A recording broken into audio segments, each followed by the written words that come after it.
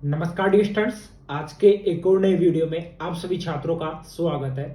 जितने भी यहाँ पर पीटीटी के स्टूडेंट हैं जिन्होंने एक तरीके से 9 जून को एग्जाम दिया है, अब यहाँ पर काफी छात्रों के मेरे पास लगातार कमेंट आ रहे हैं कि सर जैसे कि अभी फिलहाल मेरा रिजल्ट नहीं आया है, जैसे कि मैं अभी यूजी फाइनल कर रहा हूँ या मैं पीजी फाइनल कर रहा हूँ, अभी मेरा रिजल्ट नहीं आया है, क्या मैं काउंसलिंग करवा सकता हूँ या नहीं करवा सकता। साथ ही में काफी छात्रों के लगातार कमेंट आ रहे हैं कि सर जो कट ऑफ रहने वाली है पीटीटी 2024 के लिए, वो बिल्कुल आप हमें एग्जैक्ट जो कट ऑफ है वो आप हमें बताइए। बिल्कुल मैंने आप सभी छात्रों के लिए यहाँ पर कट ऑफ है वो तैयार की है। जितने भी पीटीटी 2 ईयर के आर्ट्स के स्टूडेंट है, साथ में जो साइंस से पीटीटी 2 ईयर कर रहा है, साथ में जो इंटीग्रेटेड के स्टूडेंट है बीए बीएड बीएससी बीएड के लिए जो कट ऑफ रहेगी वो भी इस वीडियो में आप सभी छात्रों को मैं क्लियर करूंगा। आपकी काउंसलिंग है जैसे कि आपको पता है कि 6 तारीख से स्टार्ट हो चुकी है। अब उसके बाद में क्या क्या इंस्ट्रक्शन आप सभी छात्रों के लिए रहने वाले हैं, अपवार्ड है वो स्टार्ट होगा, वो कब तक जारी होगा, ठीक है। पूरी जानकारी इस वीडियो के माध्यम से आप सभी छात्रों को मैं क्लियर करने वाला हूं। और जो यहाँ पर मैं एक्सपेक्टेड जो आपको कट ऑफ बता रहा हूं, बिल्कुल एग्जैक्ट इतनी आपकी कट ऑफ है वो रहने वाली है।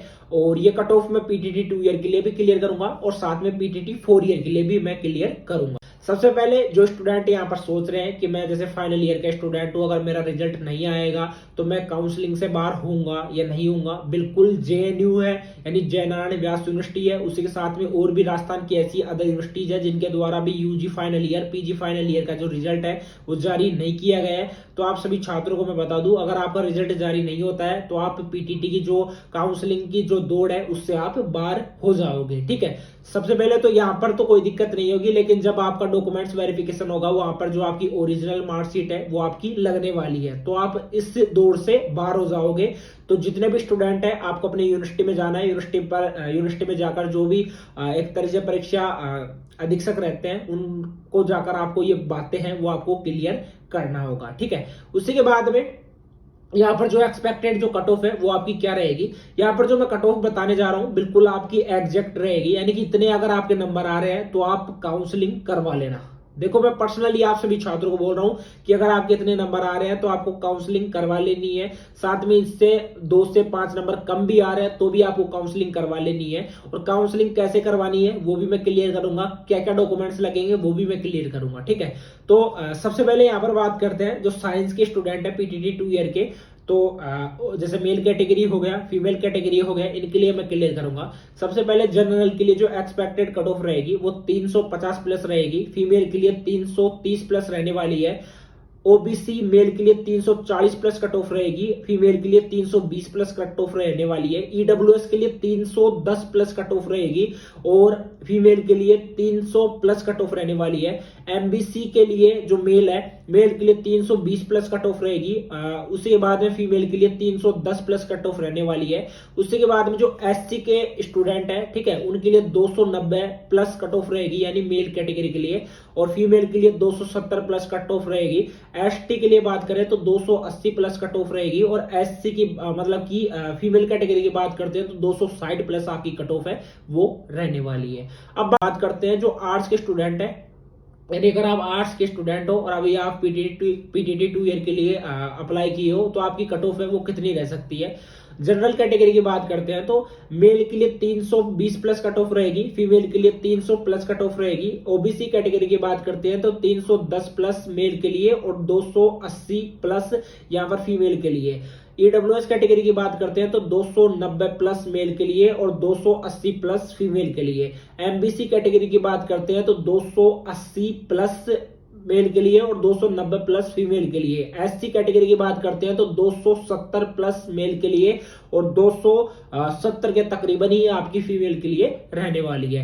एसटी की बात करते हैं तो 260 प्लस मेल के लिए और 250 प्लस फीमेल के लिए। ये बिल्कुल जो आपको मैं कट ऑफ बता रहा हूं, अगर इतने आपके नंबर आ रहे हैं, क्योंकि आपका रिजल्ट ऑलरेडी आ चुका है, बोनस अंक भी आपको मिले हैं जो कि 39 के लगभग आपको मिले हैं, तो इतने नंबर अगर आपके आ रहे हैं तो आप एक तरीके से काउंसलिंग है वो करवा लेना। अगर इससे 2 से 5 नंबर कम भी आ रहे हैं तो भी आप काउंसलिंग है वो करवा लेना। अभी यहाँ पर जो पीटीटी 4 ईयर के लिए जो आपकी कट ऑफ रहेगी, जैसे general, OBC, MBC, EWS, SC, ST, वो आपकी रहने वाली है। बिल्कुल यहाँ पर आपको जो कट ऑफ क्लियर कर रहा हूँ बिल्कुल एग्जैक्ट इतने अगर आपके नंबर आ रहे हैं तो आप एक तरीके से काउंसलिंग करवा सकते हो, या इससे 5 नंबर भी आपके कम आ रहे हैं, 3 से 5 नंबर कम आ रहे हैं तो भी आप काउंसलिंग है वो करवा सकते हो। अब जनरल कैटेगरी के लिए अगर आपके 300 प्लस नंबर है मेल कैटेगरी के लिए तो आप अप्लाई कर सकते हो। साथ में अगर फीमेल के लिए 290 प्लस है तो भी आप अप्लाई कर सकते हो। ओबीसी कैटेगरी के लिए 290 प्लस है मेल के लिए आपकी कट ऑफ रहने वाली है,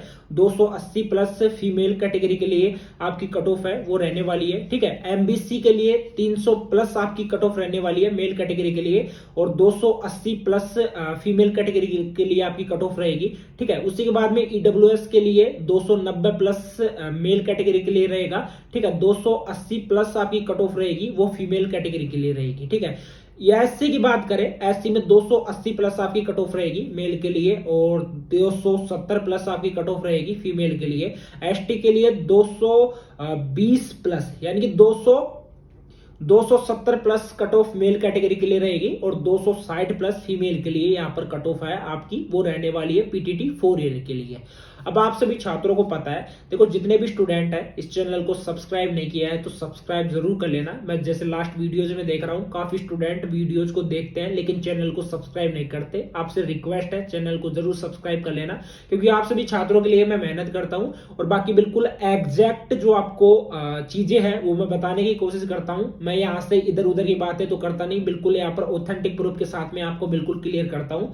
और जो आपको कट ऑफ यहाँ पर मैंने बताई है बिल्कुल इतनी आपकी कट ऑफ रहने वाली है। उसी के बाद में आपको पता है कि जो आपकी काउंसलिंग है वो आपकी 6 जुलाई से लेकर एक तरीके से 12 जुलाई तक चलने वाली है। उसी के बाद में 14 जुलाई तक आप अपनी जो काउंसलिंग की फीस है वो सबमिट करवा सकते हो। 5,000 रुपए आपकी काउंसलिंग फीस लगेगी। अब काफी छात्रों का यहाँ पर डाउट रहता है, देखो वैसे तो इंस्ट्रक्शन जारी हो चुके हैं कि क्या क्या डॉक्यूमेंट्स आपके लगने वाले हैं। डॉक्यूमेंट्स का मैं क्लियर कर देता हूं।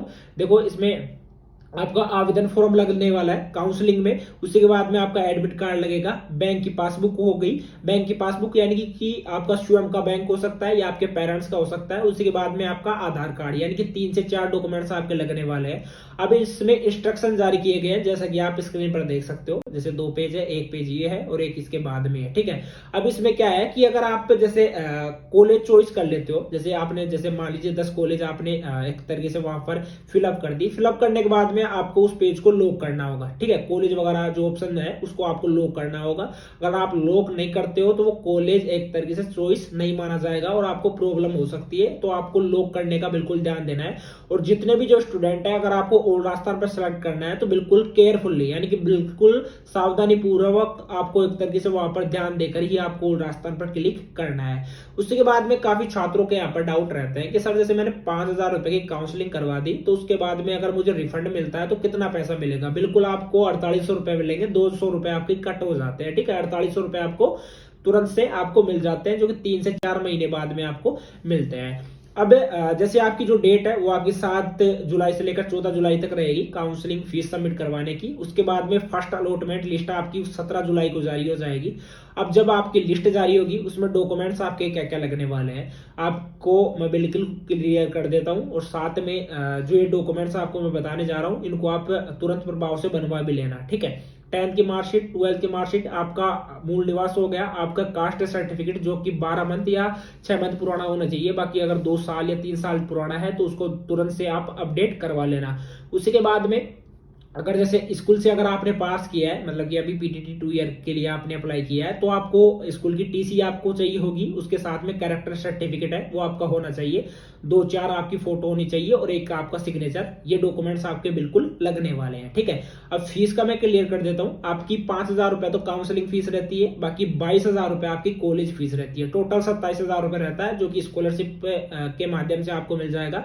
उस स्कॉलरशिप का नाम है समाज कल्याण विभाग, जो कि SJ जेई की जो ऑफिशियल वेबसाइट है वहां पर जाकर ये फॉर्म है वो आप सभी छात्र भर पाओगे। उसके बाद में मतलब कि 23 जुलाई तक, ठीक है, आपकी जो फीस है 22,000 रुपए वो आप सबमिट करवा सकते हो। उसके बाद में नेक्स्ट मैं क्लियर करना चाहूंगा, देखो ये फीस की बात हो रही है और वो एक तरीके से काउंसलिंग फीस की बात हो रही थी।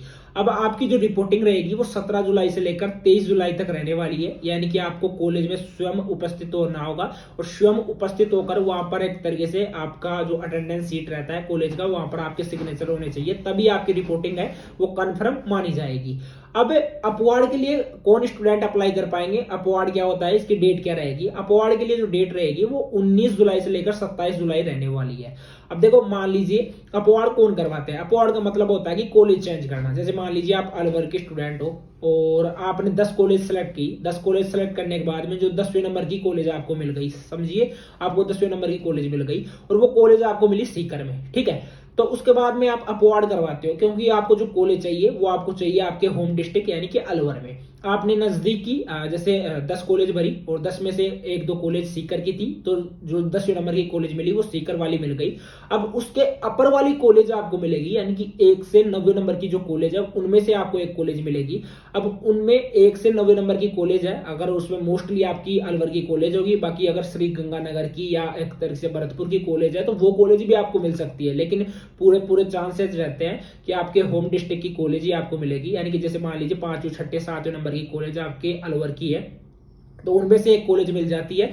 तो क्या होता है कि अगर आपको जैसे पहले जो कॉलेज मिली वो आपको सीकर में मिली, उस कॉलेज में आपको जाना होगा, वहां पर 22,000 रुपए सबमिट करवाने होंगे, वहां पर डॉक्यूमेंट्स वेरिफिकेशन करवाना होगा, वहां पर आपको रिपोर्टिंग करवानी होगी।